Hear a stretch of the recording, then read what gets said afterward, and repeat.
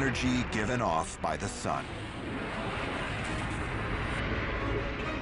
The SDO satellite records the ultraviolet radiation released by our star.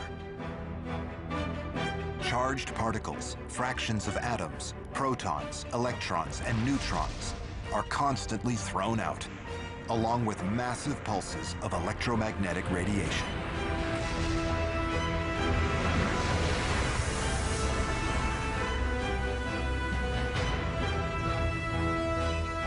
But occasionally, the sun throws out what's known as a coronal mass ejection.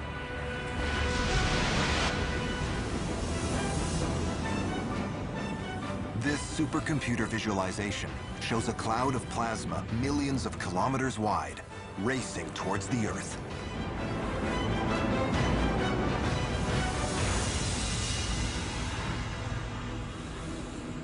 If these solar particles were free to hit the Earth's surface, they would do serious damage to any living thing, producing fatal mutations in their DNA.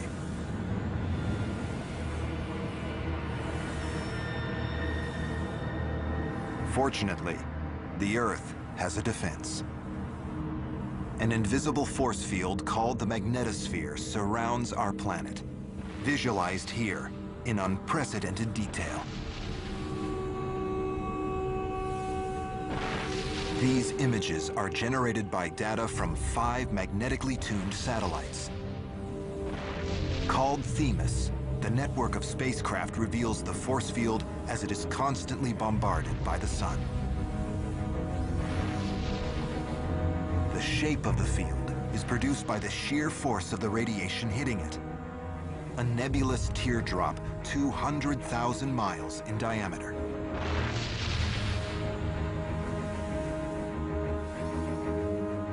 As wave upon wave of solar particles strike the magnetosphere, most are deflected.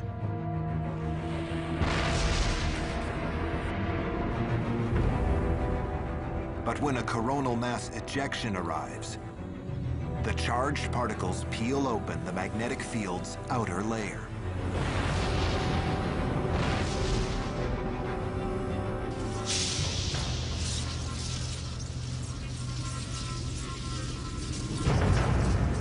The particles are now free to rush in towards the planet. The Earth's inner magnetic field steers the radiation towards the poles, triggering one of nature's most remarkable sights. The Northern and the Southern Lights.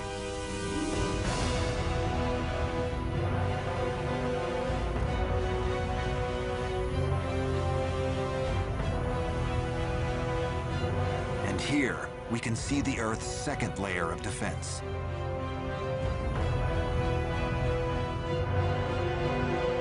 Giant ribbons of plasma stream downwards, encircling both the North and South poles.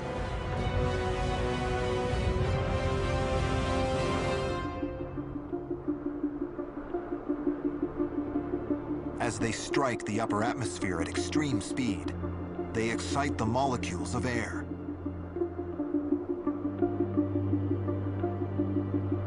The process makes the air molecules glow. The oxygen radiates red and green, the nitrogen blue.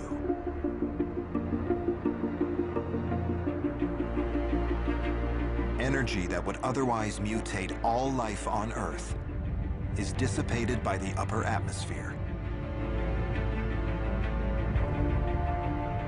In this way, the Earth has shielded itself from the sun's deadly radiation.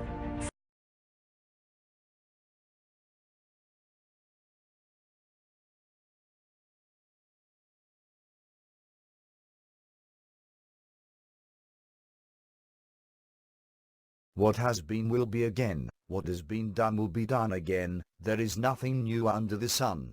Ecclesiastes 1:9. The first time around, Satan and the other fallen angels came to earth and created an offspring of giants, that the sons of God saw that the daughters of men were beautiful, and they took wives for themselves, whomever they chose. The Nephilim were on the earth in those days, and also afterward, when the sons of God came in to the daughters of men, and they bore children to them. Those were the mighty men who were of old, men of renown. Genesis 6, 2 and 4. These giants would have two goals. One would be to breed out the seed of Adam and Eve's descendants. The second would be to build a machine that could access the gateways talked about through Scripture, a machine that could access heaven and hell, to free Satan and the other angels. This would be the reason for the impossible pyramids built around the world and even at the bottom of what is now oceans. These pyramids were built on the Earth's natural energy lines or ley lines, and were aimed at harnessing the energy produced by the Earth's rotation. The Earth, however, emits a natural 432 Hz frequency, which at the time supported a vapor canopy around the Earth, and God said, "Let there be a firmament in the midst of the waters, and let it divide the waters from the waters." Genesis 1, 6. This is why people lived so long before the flood and only up to 120 after the flood. The sun's radiation ages us more than any other factor. Anyways, this machine altered Earth's frequency and brought down the firmament and triggered God's preordained judgment with a great flood. The second time around, the fallen angel seed and the giants re-emerged through Ham's children. One can only assume his wife must have carried the DNA.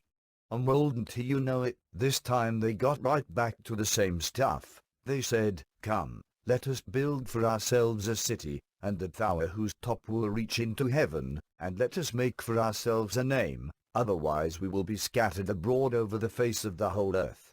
The Lord came down to see the city and the tower which the sons of men had built. The Lord said, "Behold, they are one people, and they all have the same language."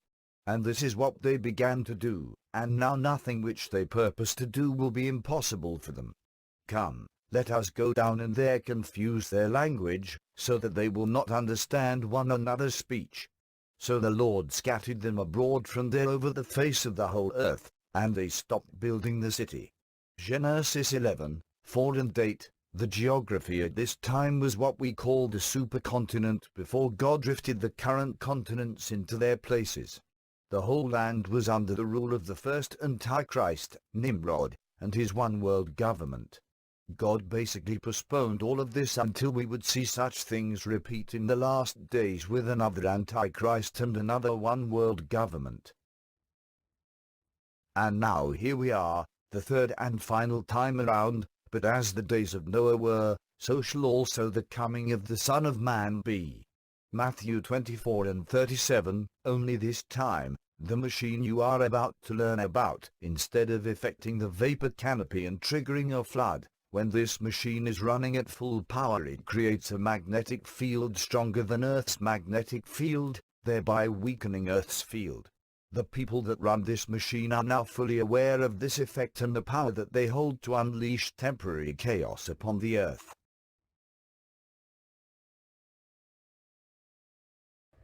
I got one more question and John's coming on. Okay. I'm biting at the bit. Can't wait. It's something, it's called CERN. It makes me very concerned. C-E-R-N. The Hadron, I think it's pronounced, Hadron Collider. Okay? It's turned on 2 days from today, so when you watch the show, it's already on, unless they have a breakdown. Do you want to tell the people what it is? I have pictures. There's one. There it is on the screen. Yeah. This is the biggest machine in the world. How many until today did not know about this? Raise your hand. Raise your hand. Come on. That's almost 100%. 99% of this audience never heard of this. This is the biggest machine ever made in the world in history. I believe it's 17 miles long. It's in France and Switzerland. If you see a map, it's the map, it's a circle. It would be almost 5 miles across. And the reason they buried it under the ground is because they might have an oops, And you know, back when we were testing nuclear warheads, we'd take them deep down underneath the earth because you wouldn't want to blow one of these up on the surface of the earth, right? Right. I'm curious how they got permission to dig that many miles under France and under Switzerland. And this is what the headline, I don't know if it's just this week, I think. This is the headline. Stephen Hawking, he called the God particle could destroy the universe. He keeps warning. He's supposed to be one of the most brilliant minds ever in history. And he keeps warning that this, he calls it God particles. Do you understand this at all? Well, I don't. The Higgs boson is traditionally called the God particle, and part of what they want to do with the collider, it's not the only thing they're doing there, is they want to see if they can discover the Higgs boson, or the God particle. Essentially, we Christians would say they're looking for how God holds everything together. That's why they call it the God particle. Well, I read where it's what you're made up of. And what all matter, I guess, is made up of. That's exactly right. It's what we're made up of. It's also what's holding us together.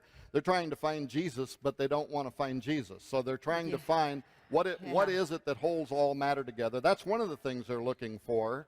What CERN does, that big circle, it accelerates particles in that big circle around and around and around and around until they're traveling at just enormous velocity, and then they collide these particles together. And in that moment, it creates a moment that they think is kind of how the Big Bang started the whole universe. That's the whole purpose behind it. However, they also believe that there are parallel realities around us, other dimensions, and there could be other intelligence there. Another thing we Christians already know, right? Why not just come and ask us? You don't need to build a collider. However, there's a reason God put them on the other side of that veil, and you might not want to open the door. Oh. And here's the thing. Their own director of CERN has gave interviews to the British press in which he admits that's what they're trying to do. They want to open a door to another dimension. And he said, when we open this door, he said, something might come through it into our reality, or he said, we might send something through it into their reality. You can look that up. It's in the British press. Where the CERN was built, this is St. Genus Powili. That's the name of the township. But in ancient days, guess what it was called? It was called Apollonicum. It was literally a temple to the god Apollo, because they believed that's the gateway to the underworld. I saw a goddess. And I was looking at all these pictures. That's her. Shiva. Actually, they built. They have the god, the Hindu god of destruction that destroys at the molecular level, is right out in front of the offices of CERN, and it's dedicated to Shiva. I'm going to put it on the screen. You'll show it. It's so because I've seen it, and I said, "This is a false god." What in? I couldn't find anything about it because I need to get some books and read a little bit more. But you go online and type in the Hadron, or you can actually type in CERN. CERN comes up with all of it as well. And all the pictures, it's the most beautiful. I mean, it's like Satan. It's the most beautiful thing. I mean, for a guy, it's like the biggest Tinker Toys in the world. I mean, it's beyond the blues, the reds, the colors in this thing. And yet, there's a goddess at the offices, where they go to work there, that build this thing. And you say, well, it's not important for us to know. It's time for the church to stop glorifying ignorance. Yeah. I'm serious. That's good. He said, I don't want that day to come upon you unaware. Yeah. Tom, help me out. You have a brilliant mind. Oh, my goodness. You have an inquiring mind, I'll tell you that. Yeah, I'm kind of like you. I have a dangerous mind. Yes, right? yes. Yeah. Just get in trouble all the time. Yeah. Do you want to say anything else about that? Because Well, I got just- one last question, then we're going to... Just that's it, that it's named after Apollonicum, the gateway to the god Apollo. But what does the book of Revelation say? Yeah, absolutely, that an angel comes down with a key to the bottomless pit and opens that gateway. And guess who is the god down in there? The king over the bottomless pit, Apollyon, Abaddon. the king of the bottomless pit, and we're trying right there to open Boy, a this you're smart, gateway lady. Woo. that is, yeah, Let the front row lady. yeah. I'm telling you. I'll get her to make some notes for me. I'll use them next time. Wow. Incredible. Yeah. This is shocking. Jim, can I say one comment here? And I knew, It just John, hit because me. you know what's going on. Well, Go ahead. you know, when we was talking back there, I said, you know, it sounds to me like you're describing they're trying to open the door, to the gate to hell. Right. Okay? Well, Yeah. here's the thought. God literally sealed and locked demons into the earth that would not be released until the last days. And now we have evidence that man is the one that's trying to open the door and release them. Right. Right. It's really crazy. It's right there in Revelation 9. You know, right? if There I it was a is. teenager, I would Oh. really be excited about this. Because they love supernatural. They love all of the drama. Sasha's over here sci-fi. going crazy. I really am. she's Honestly, like this. I'm listening to this conversation and I'm taking notes. Like my format is completely full. But as you're talking about the bottomless pit, I'm like, wait, we just learned this yesterday. I'm flipping to Revelation 9, reading along with what you're teaching. You're not even teaching from the Bible per se, but you're just teaching what they're doing. And I'm reading it out of my Bible, literally. This is what we talk about every day on the show when we say we're living in the Revelation times. And when you can open your Bible, read the news, and they go parallel together, these are the times we're living in.